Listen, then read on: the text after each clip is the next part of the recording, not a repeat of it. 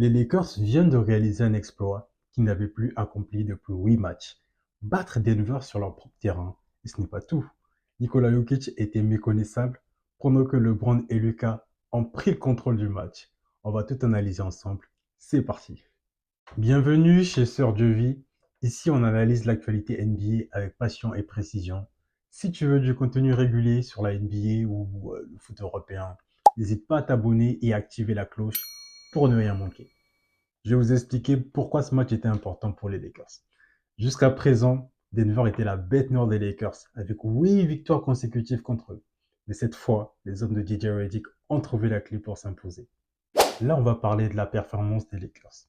Ce qui a marqué ce match, c'est l'attitude des Lakers en défense. On sait tous que LeBron James n'a pas l'habitude de forcer en défense. Il gère surtout son énergie pour l'attaque et organiser le jeu de base. Mais là, il a mis le ton dès le début. On l'a vu agressif, bien en place, toujours en train de parler à ses coéquipiers. Et ça change tout. Parce qu'en face, Denver a l'habitude d'imposer son rythme, de jouer tranquille avec Jokic qui gère le jeu. Mais là, c'était différent. Jokic a été éteint.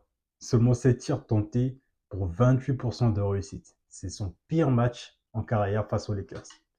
C'est clairement pas un hasard. La défense collective des Lakers l'a complètement bloqué. Et surtout, ils ont réussi à l'empêcher à trouver ses coéquipiers facilement. Ce qui a aussi facilité ça, c'est le rôle de Luka Doncic dans l'attaque des Lakers. Il avait les clés du jeu. Il dictait le rythme, ça enlevait une énorme pression sur LeBron. Pas besoin pour lui de forcer en attaque, de tout organiser ou de prendre les gros tirs. Ça lui a permis de se concentrer à fond sur la défense et de bien gérer son énergie sur l'ensemble du match. Et derrière, quand ton leader défend comme ça, les autres, ça suit automatiquement.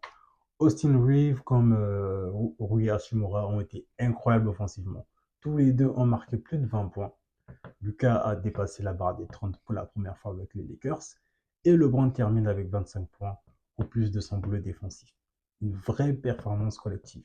D'ailleurs, même le coach JJ Redick avait ce match en tête depuis longtemps.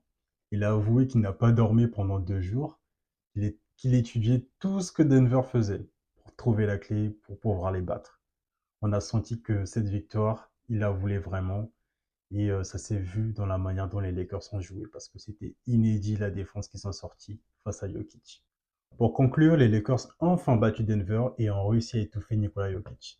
LeBron a été impérial, Luka Doncic a contrôlé le jeu et les role-players des Lakers ont répondu présent.